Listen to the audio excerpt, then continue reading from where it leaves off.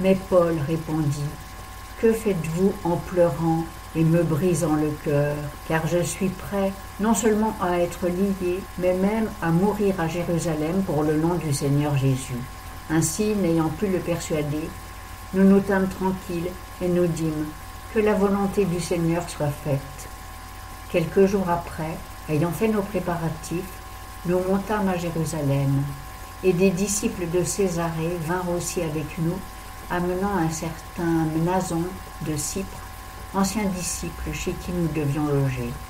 Quand nous fûmes arrivés à Jérusalem, les frères nous reçurent avec joie, et le lendemain, Paul vint avec nous chez Jacques, et tous les anciens s'y assemblèrent. Et après les avoir embrassés, il raconta en détail tout ce que Dieu avait fait parmi les gentils par son ministère.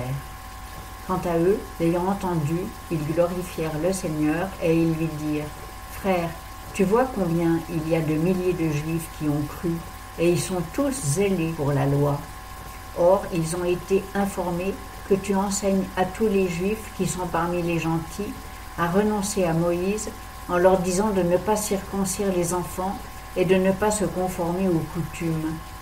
Que faut-il donc faire? Certainement la multitude se rassemblera, car ils entendront dire que tu es arrivé. Fais donc ce que nous allons te dire. Nous avons 4 hommes qui ont fait un vœu.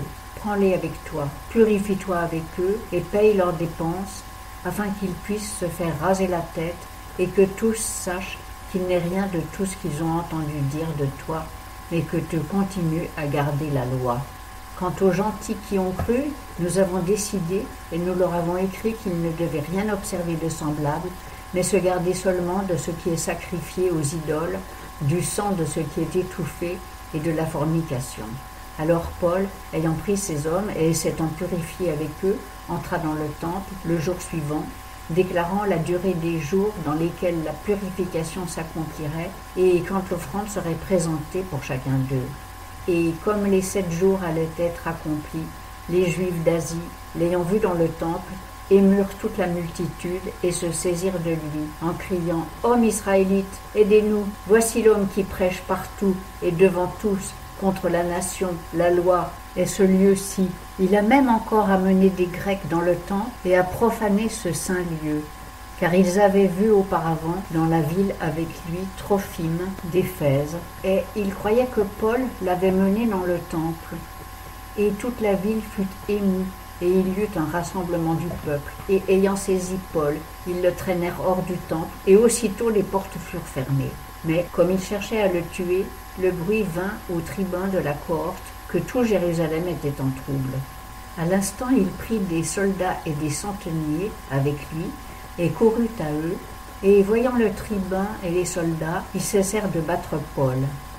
Alors le tribun s'approcha et se saisit de lui, et commanda qu'on le liât de 2 chaînes. Puis il demanda qui il était et ce qu'il avait fait.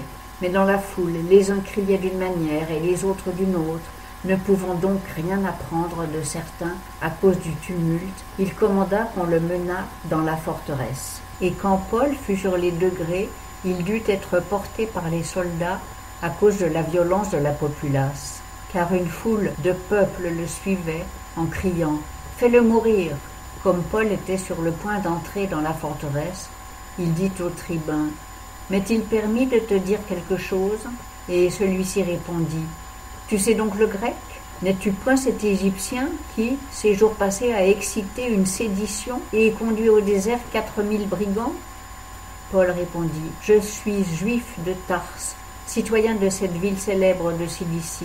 Je t'en prie, permets-moi de parler au peuple. » Et quand il le lui eut permis, Paul, se tenant sur les degrés, fit signe de la main au peuple, et un grand silence s'étant établi, il parla en langue hébraïque et dit